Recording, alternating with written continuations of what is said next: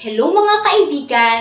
Welcome sa isa na namang CBC online class sa inyong tahanan.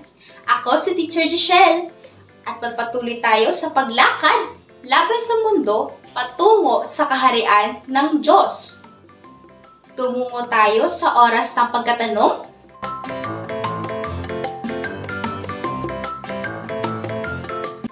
Naaalala niyo pa ba kung ano ang natutunan natin ngayong season? Gusto ko lang malaman. Magsisimula ako sa mga tanong. Ano ang kinalaman ng maluwang na daan at makipot na daan sa kwento ni Juca at Junino? Screen time! Kung ang naaalala mo ay si Juca na gumawa ng tama at si Junino naman ay lumakad sa maluwang na daan, ikaw ay tama. At sa paglalakbay na ito, ano ang natutunan natin tungkol sa mga traffic lights? Screen time! Kung ang naaalala mo ay ang huminto, maghanda at magpatuloy, tama ka! At ano ang sekreto kung paano tayo magpapatuloy sa paglalakbay na ito at malagpasan ang mga pagsubok at tunay na maging masaya? Screen time! Ang naalala natin ay si Asap. Siya ang ating halimbawa dito. Natutunan natin nitong mga nakaraang linggo na kailangan nating maging alerto at magbantay sa iba't ibang paraan ng pandaraya na ginagamit ng dyablo para ilayo tayo sa Diyos, para hindi tayo sumalungat sa daan ng mundo. Katulad na lang sa kwento ni Juca at Junino. Alalahanin natin ito kasama ni Teacher. Naalala mo ba na nasa isang adventure sila para makarating sa lawa? At kailangan nilang magpasya kung alin daan ang kanilang pipiliin. Ang pinakamadali ba o ang pinakamahirap? Ngunit alin nga ba ang pinakaligtas? Ang kwentong ito ay katulad ng talinghaga na itinuro sa atin ni Jesus. Ang talinghaga ng 2 daan. Ang isang daan ay maluwang, mukhang maganda at madali, pero humahantong sa kapahamakan. At ang isa naman ay kapag tinignan ito, iniisip natin na, ang hirap naman, hindi ko kaya. Pero pinupuntahan at tinatahak natin dahil sa bandang huli ay tiyak ang gantimpala. Ganito rin sa ating paglalakbay sa pananampalataya. Kapag pinili nating labanan ang mundo, pinipili natin ang makipot na daan. Pero sa bandang huli ay magiging napakaganda nito. At ang tungkol naman sa traffic light, ano ang kinalaman nito sa ating kaligtasan?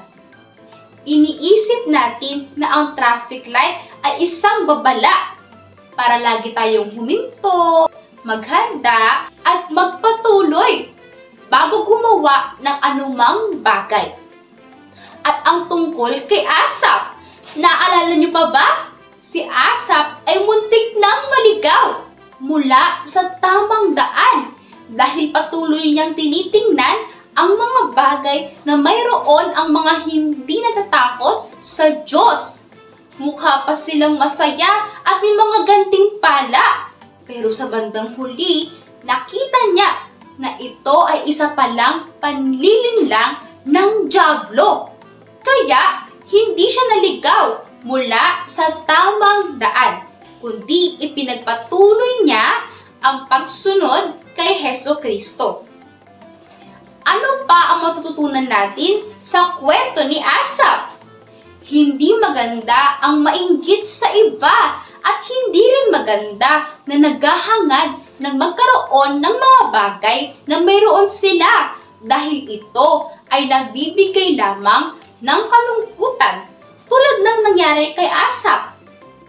Kaya sabihin natin hindi sa lahat na ito at magpatuloy lamang sa pananampalataya sa tamang daan. Matapos ang lahat ng magagandang bagay na natutunan natin, ano ang huling lesson natin?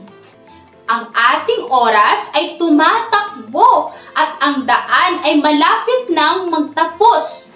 Ibinigay ni Jesus ang mga palatandaan sa atin kung kailan darating ang katapusan ng mundo. Naalala niyo ba kung ano ang mga iyon?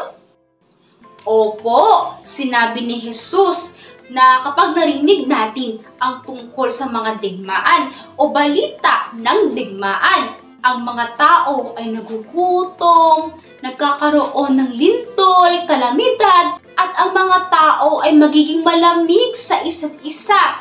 Wala nang pagmamahalan. Lahat ng mga ito ay palatandaan na malapit na ang pagbabalik ni Jesus para kunin ang kanyang simbahan.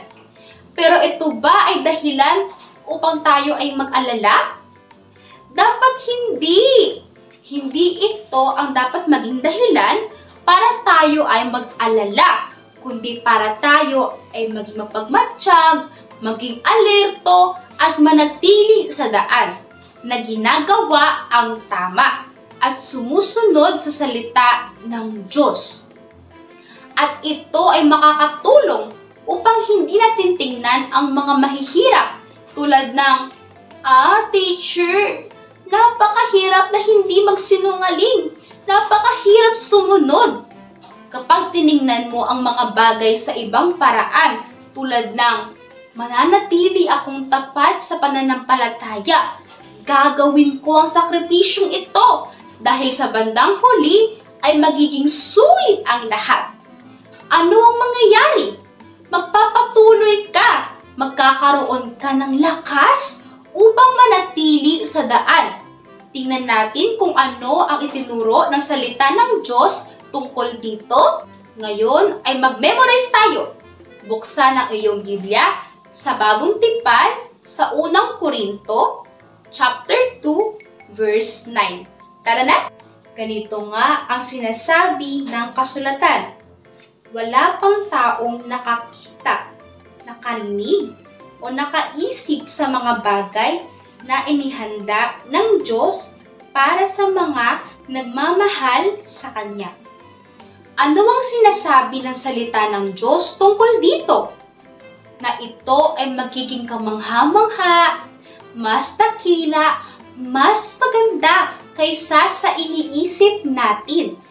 At ito ang magpapalakas sa atin, magbibigay ng kasiyahan at kasiguraduhan na ang lahat ng pagsusumikap sa paglalakbay na ito ay magiging sulit.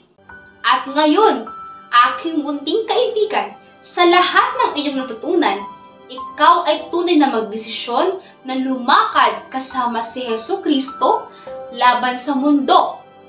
Tayo ay gagawa ng panalangin ngayon. Ilagay ang inyong mga kamay sa puso, ipikit ang mga mata, at maaari kayo sumabay sa panalangin ni teacher o magkaroon ng sariling panalangin. Pero dapat maging totoo. Manalangin tayo sa Diyos. Panginoong Diyos, sa pangalan ni Kristo Jesus, maraming salamat po dahil itinuro mo sa amin ang katotohanan. Panginoon, ngayon pinipili po namin na sumunod at gawin ang tama at mabuti para masunod namin ang iyong kalooban. Panginoong Diyos, tulungan mo po kami na hindi magawa ang masama at hindi maninlang ng dyablo sa kanyang daan. Panginoong Diyos, pinipili namin na gawin ang tama at maghihintay sa iyo sa iyong pagbabalik. Panginoon, ito yung aming panalangin sa pangalan ng Ama, ng Anak at ng Espiritu Santo. Sabihin ninyo mga bata, Amen. Naabot na natin ang pagkatapos ng isa na namang klase. Pero bago tayo matapos, magsanay muna tayo. Diyan sa inyong tahanan, kumuha ng isang papel at iguhit o isulat kung ano ang gusto mong maalala sa naging klase natin ngayon. maaari nyo rin itong gamitin bilang pagkakataon upang ipagpatuloy ang mga hakbang na inyong sinimulan upang lumakad laban sa mundo patungo sa kaharian ng Diyos. Hanggang sa susunod na klase, paalam mga kaibigan, pagpalain kayo ng Diyos.